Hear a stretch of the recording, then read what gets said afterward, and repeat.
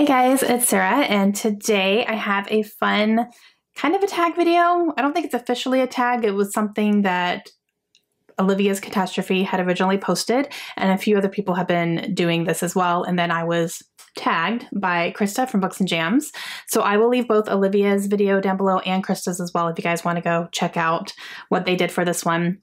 But this is a Mugs and Books video, and it centers around taking coffee mugs that you have and pairing them with books. And I think it's so cute. And Mama likes her coffee, so I have the mugs. So I think I have 10 mugs here, and I can pair them with some books. Some of them I have physically, some of them I don't have physically, so I'll just throw thumbnails up for those. And there's going to be a couple in here that I haven't read yet, but the mugs definitely remind me of those books because of either the covers or the topic. So these are not all books I've read, but some of them I have. All right, we are going to go with the most obvious one that I picked first. So I have this cute little mug. I use this for tea. This is something that my best friend got me for Christmas, and it says Sassenach on it. So obviously we're going to have to go with Outlander, right? The Outlander series by Diana Gabaldon, because that is legit what this is from.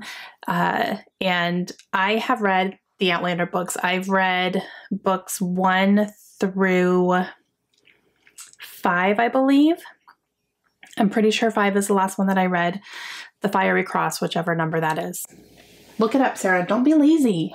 I've read books 1 through 5, and I do plan to continue as well.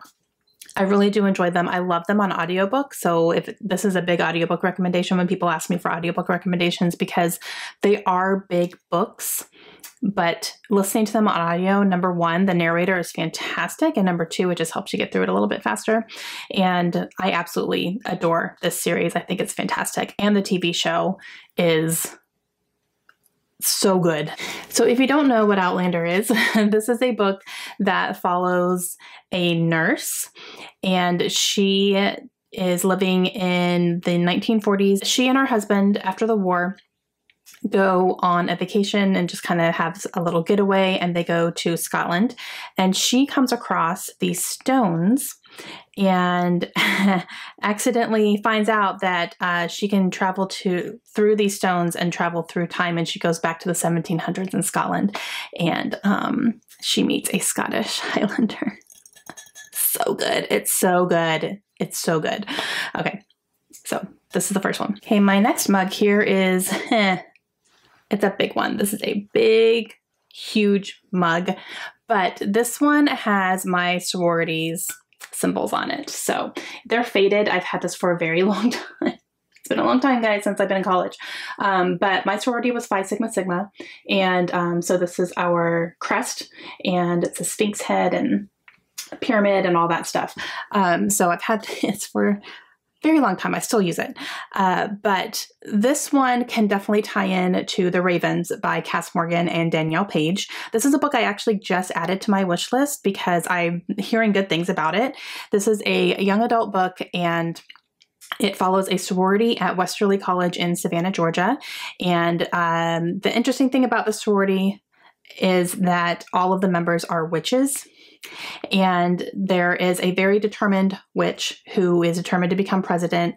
I believe her sister and her mother, or her mother and her grandmother, family members have been president of the sorority. And so she's determined that that's going to be her fate as well. And then there is a new girl who comes in, and she is recruited into the sorority because she's a witch, but she doesn't know that she's a witch. And so she's struggling with that because she's finding things out about herself. And then there is some sort of dark power that comes onto the campus, and they are forced to kind of put their rivalry aside because they have one and fight this dark power that's happening. So I think it sounds interesting. It sounds like it's probably going to be a fun time, and I could definitely get on board with the sorority vibes because I was in one myself. So yeah. Speaking of college campuses, let's go to my favorite, the University of Georgia. No, I did not go to the University of Georgia. Both my parents did. We are huge Georgia Bulldog fans. I grew up watching games. I still watch games. My husband is now watching games. So we are all Georgia in this house. I did not attend college there, though. I went in Florida. But so I have this mug here. It's very, very cute. It says headed between the hedges, which is a phrase used. There's hedges at the stadium, and then on this side it has like a car and flags and some UGA symbols and like tailgating and all that kind of stuff. So this is a fun one. And then on the inside, you got the G there. So for this one, I'm going to talk about Pretty Girls by Karen Slaughter. Hear me out. So this book is a thriller. It is probably one of the most gruesome books I've ever read. It is also one of my favorite books I've ever read. I still think about this book, and I read it like 5 years ago. And this one is about a woman who is married, and she finds out some things about her husband. He actually, in the very beginning of the book, is killed. And so after his death, she is starting to learn some things about him. She's going through his things, and they're, doing all the settling stuff. And she is realizing that there may have been more to him than she thought. And she's struggling with that and trying to figure out what's real and what's not. She doesn't know what's going on. There's a lot of secrets that he was keeping, apparently. And she's trying to figure out how deep he was into certain things. And the way that University of Georgia ties in here is that our main character, her older sister, went missing in college, and she went missing from the University of Georgia campus. And that's mentioned quite a bit because that's another thing that she's dealing with some family issues with her mom and her sister, her surviving sister. And she, there's some scenes that are taking place at the University of Georgia. So I thought that was really cool because I loved reading this book, number one, just because it's so good. And then when it mentioned Georgia, I was like, so I was very excited about that. But Karen Slaughter herself is from Georgia. So a lot of that stuff kind of sneaks into her books every so often, and I love it. And now I'm actually going to show you one of my husband's mugs. He doesn't have that many, but I grabbed one because it does actually coincide with some books. We're going to talk about Batman. So this is a mug that I got him at some point. It's got old school Batman comic strips on it. And for this one, we can definitely go with the DC Icons series. And there is the second book in that series called Batman. And that one is written by Marie Lu. Now, this series is 4 books, and it follows 4 different superheroes. So there's Wonder Woman, Batman, Catwoman, and Superman. And each book is written by a different young adult author. And the Batman one is written by Marie Lu. I have read this book and I really, really enjoyed it. These all follow the superheroes as teenagers when they are kind of coming into their own and realizing what their actual powers and abilities can be. And you see them dealing with that. And of course, they meet some of their enemies and, they do stuff like that. But Batman was a good one. I really did enjoy it. This next one is purely by the design. This cover is almost exact. It's kind of funny. So I have this mug here, which has a ton of dogs on them. Super, super cute. And then the handle says dog person. This was a lovely gift from a friend. We actually dog sat for them a couple times, and then she got me this mug and a gift card and stuff. So it was really, really sweet. And I didn't even need it. I love her dog, so it doesn't bother me at all. But I'm very much a dog person. So this one definitely reminds me of this cover. This is The Dogs of Littlefield by Suzanne Byrne. So as you can see, dogs. Yep, all the dogs. So this follows a town in Massachusetts called Littlefield, and it is kind of rated in like one of the top 10 places to live in the United States. Talks about the great community and, a great place for families and blah, blah, blah. And so it's getting a lot of national attention because of that. And there is an instance that starts happening where there is a big debate on whether or not they should have an off-leash policy for dogs. And there's a lot of tension on that with the residents of the town. They're not, they don't agree on it at all. And so there's a lot of debate about that happening. And then as soon as some journalists come into the town to kind of do an expose on the town because it's getting all this national attention all of a sudden about being a great place to live, all of a sudden all the dogs, a lot of the dogs in this town start getting poisoned. And so I guess people are trying to figure out if it's because of this law that is trying to get passed and they don't agree with it, or if it's something else sinister happening. Okay, the next one I have, so something that my husband and I do is, since we are military and we move around a lot, we have started collecting Starbucks mugs that represent the states that we are living in. And we started collecting the ones that are from the You Are Here collection, which is what I have right here. But that collection is no longer being produced, but there's another collection that's kind of the same. The designs are different. So we started doing that instead, obviously, because that's all we can really do. So I grabbed one of those that can represent a book that I have. So I grabbed the Florida one, which is where we are from. So this is an older one. I don't even know if you can get this anymore unless you find it on eBay or something, but it's got like some buildings here and palm trees, obviously, some flamingos, beachy stuff, rocket for the space station. So this is a Starbucks mug. So for this one, I picked Florida by Lauren Groff. Now, this one is a collection of short stories, which I don't usually read, but since I'm from Florida, I figured this could be one that I should read if I'm going to read one at all. So these are like I said, short stories that all take place in the state of Florida. So it follows different people, different timelines, different situations. There is supposed to be one recurring character. I don't know if that character is going to be in every single story or not, but there is a recurring character that kind of can blend in and out as well.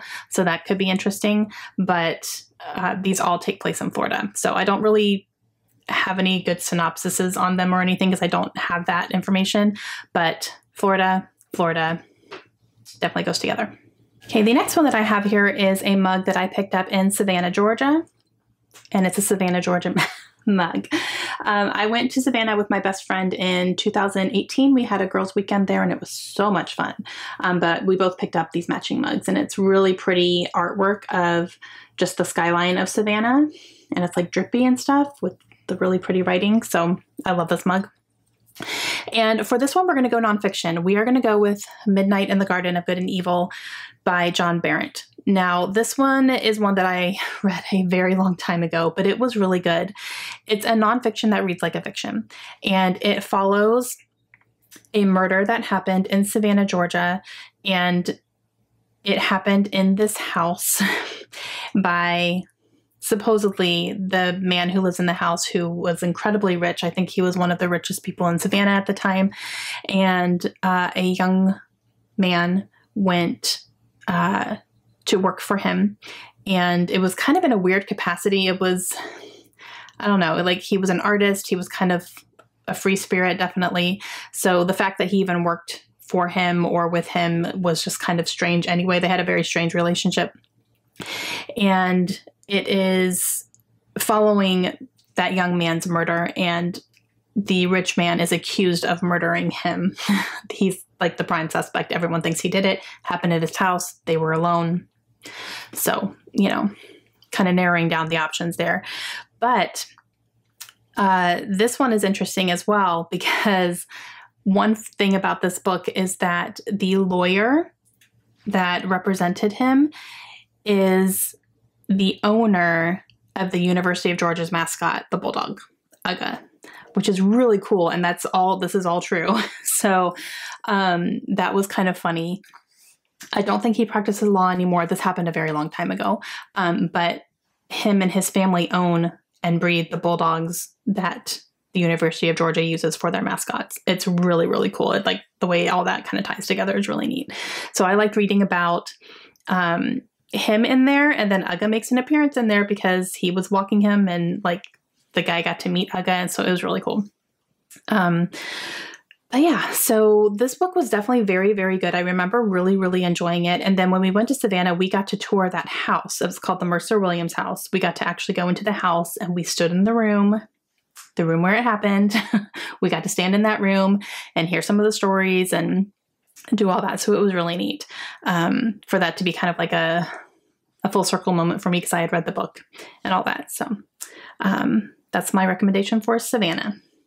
Okay, so this next one is a mug that I painted myself. I went to a pottery place where you can paint your own pottery, and I did a big, huge coffee mug, and it's blue with some gray polka dots on it, and then it says, shh, there's wine in here. Okay. This could definitely fit a lot of different books. I mean, basically anyone who's day drinking.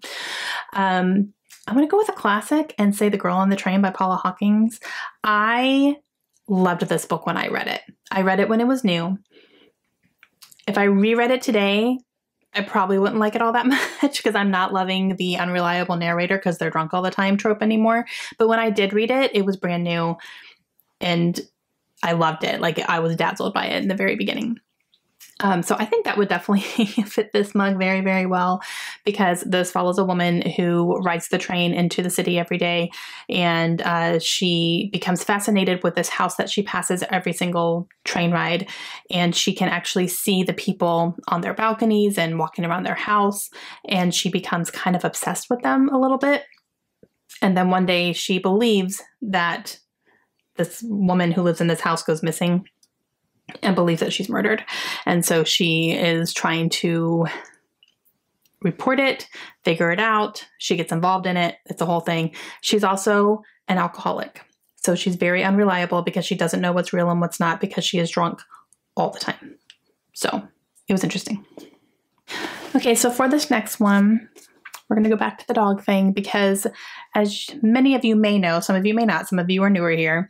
If you are newer here and you don't know this, we are dog people. We had 2 dogs a couple of years ago. They have both passed away. And now we have another dog, Riley. However, with our first dog, we got him when we first got married. I mean, like a couple months after we got married, we got him as a puppy. His name was Brody. He's a Boston Terrier, and we got him when he was 10 weeks old, and he passed away when he was 14, a couple years ago. So 2017 is when he passed. And we also had a boxer. Her name was Annabelle, and we got her, I think she was a year old when we adopted her, and she passed away at, she was 10. Yeah, so health issues for both. Well, Brody was 14 years old. Like, that's old for a dog. But he did have a tumor. And then Annabelle as well. She had some lymph node issues and found out that she had cancer. So she went really quickly after she was diagnosed. It was very hard, very, very hard. But we think about them very often. So one of these mugs I got not too long after we got Brody, actually. So I've had this for a very long time, but it's a little series called The Dog. It's a little artist collection, and it's got a Boston Terrier on it, a little puppy. So cute. I don't even know if these are available anymore, to be honest with you. I've had this legitimately more than 10 years. I've had this mug, and every time I use it, I think about Brody. So definitely this one made me think of this book because there is a super cute Boston Terrier on it. This is The Francis Society for Wayward Pets by Annie England Noblin. And this one follows a woman named Maeve who finds out that her biological mother has passed. I don't think she knows too much about her birth mother because she was adopted, so this is kind of new territory for her, but in her will, her mother leaves her everything, her house, her dog. So Maeve is in a spot in her life where she could actually use some change. She's not having a good time. So she uses this as an opportunity to kind of start over. So she goes and moves into her mother's house. There is a bulldog sitting on the porch waiting for her because he's hers now. And so you find her kind of trying to figure out her life, figure out things about her mother that she never knew, all that good stuff. So, but these two definitely go together because they are both little, sweet little Bostons who are the best. And the last one I have here is a mug that my mother got me for Christmas a few years ago, and it's a little library card mug, you guys. This is from Out of Print. I think you can still get them. I'll leave a link down below if I can. Any of my mugs that I have that I'm showing you, I'll try to leave if I can find links. Some of them I'm not going to be able to, but if I can find links, I will link them down below. But I'm pretty sure you can still get this one. So this one definitely can remind me of any book that features a library. I'm going to talk about Dear Fahrenheit 451 by Annie Spence. This is a collection of letters written by a librarian, and they are letters to the books that she has read. Some of them are love letters, some of them are breakup letters, some of them are letters explaining, yelling at the books on making her feel things, and it was very funny, you guys. This is also a very adult book, so definitely not for kids or even teenagers, really. She talks about a lot of adult themes and issues. There's a lot of cursing in here, so something to think about, but it is nonfiction, so Annie Spence is actually a librarian. And I absolutely loved this book. I ate it up. It was so cute. It's a very quick read because it is a small book, but I believe that book lovers should read this book, and I now have a list of books that I have added to my TBR because of this one, because of the way that she talked about them, and definitely huge librarian vibes here. That's going to be it for me. Those are some of the mugs I have in my collection. It's by no means all of them. This is just a sample. I have a lot of mugs, you guys. Like, I have a problem. It's fine. I have mugs and I have books. Those are my things. So again, I will leave Krista's video down below along with Olivia's. So if you guys want to go check those out, please definitely do. And again, if I can find any of these mugs, I will link them in the description down below if you guys want to pick any of them up or anything like that. And as always, I will have book links down below as well. So I hope you guys enjoyed it. Let me know if you have any questions, and let me know if you guys have any coffee mugs that remind you of books as far as like plot, content, covers, anything like that. Let me know what some of your answers would be for this one. And I will talk to you guys again soon. Hope you have a great day. Bye.